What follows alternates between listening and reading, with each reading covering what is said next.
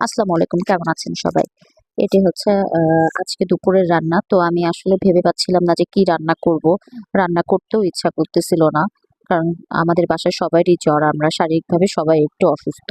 আসলে weather change হচ্ছে তো এইজন্য হচ্ছে বাসায় সবার জ্বর, ঠান্ডা, কাশি লেগেই আছে। তো এইজন্য হচ্ছে একবার ভাবতেছিলাম বাইরে থেকে খাবার নিয়ে আসবো, একবার ভাবতেছিলাম কি করব। এরকম চিন্তা ভাবনাতেই পরে হচ্ছে একটু চিকেন ছিল ফ্রিজে সেটা বের করে রাখলাম। তো এই যে চিকেনটাও মেরিনেট করে নিচ্ছি। এখানে আমি দিয়েছি হচ্ছে চিকেন, আদা রসুন বাটা, একটা ডিম ভেঙে দিয়েছি, মরিচের গুঁড়া আর হচ্ছে চিলি সস দিয়েছি আর হচ্ছে গ্রিন সসটা ইউজ করেছি। আপনারা যার যেরকম ইচ্ছে সেরকম ভাবেই মেরিনেট করতে পারেন। আমি এভাবেই করি।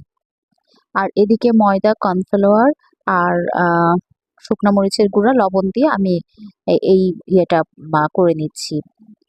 তো আমি এটা মানে ময়দার যে পুরটা আরকি এটা আমি রেডি করে নিচ্ছি। তো একেকজনের স্টাইল আসলে একেক রকম। আপনি চাইলে চিকেনটা শুধু মেরিনেট করেও ফ্রাই করতে পারেন। কিন্তু আমি একটু ক্রিস্পি করব বলে এভাবে ফ্রাই করছি। আর এদিকে হচ্ছে চুলায় হচ্ছে ফ্রাইড রাইসটা বসিয়ে দিয়েছি। আসলে সব কাটা বাছা ছিল ফ্রিজে। তো প্রসেসিং করাই ছিল। তো এইজন্য হচ্ছে আমি বের করে বসিয়ে দিয়েছি রান্নাতে। তাতে তেমন কোনো ঝামেলা হয় নাই। আসলে যত শর্টকাটে করা যায়। আর সবজি-টবজি রান্না করতে অনেকটা সময় লেগে যেত। আর শরীরটা বললাম না আসলেই খারাপ, অনেক খারাপ। তো এইজন্য এত সবজি, মাছ, মাংসতে গেলাম না। সহজভাবেই আর শুক্রবারের দিন তো ভাবলাম যে চিকেন ফ্রাই আর ফ্রাইড রাইস করে দিই। তো এই যে আমি ফ্রাইড রাইসটা বসিয়ে দিয়েছি।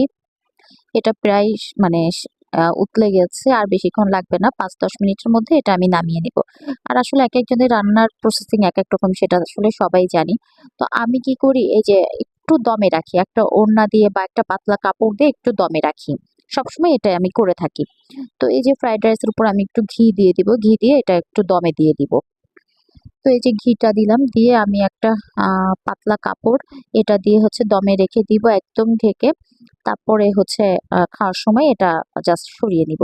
আর এদিকে আমি ফ্রাই প্যানে হচ্ছে তেল দিয়ে তেলটা গরম করে এই যে চিকেনটা এখন ভাজবো। তো চিকেনটা ভাজার পরে হচ্ছে আপনারাই দেখতে পারবেন যে কেমন হয়। বললাম না, একেকজনের রান্নার আ মানে প্রসেসিং একেক রকম। তো আমারটা আমার মতন। আমি আসলে কাউকেই ফলো করি না। আমি চাইও না কেউ আমাকে ফলো করুক। আসলে যার যেরকম ইচ্ছা সে সেভাবেই রান্না করবে। রান্না একটা শিল্প। তো এই শিল্পটা প্রত্যেকটা মানুষের আলাদা, আলাদাভাবে করা উচিত। আর আমার ভিডিও যদি ভালো লাগে অবশ্যই আমার চ্যানেলটি সাবস্ক্রাইব করে যাবেন। শেয়ার, কমেন্টস, লাইক করবেন। সবাইকে ধন্যবাদ।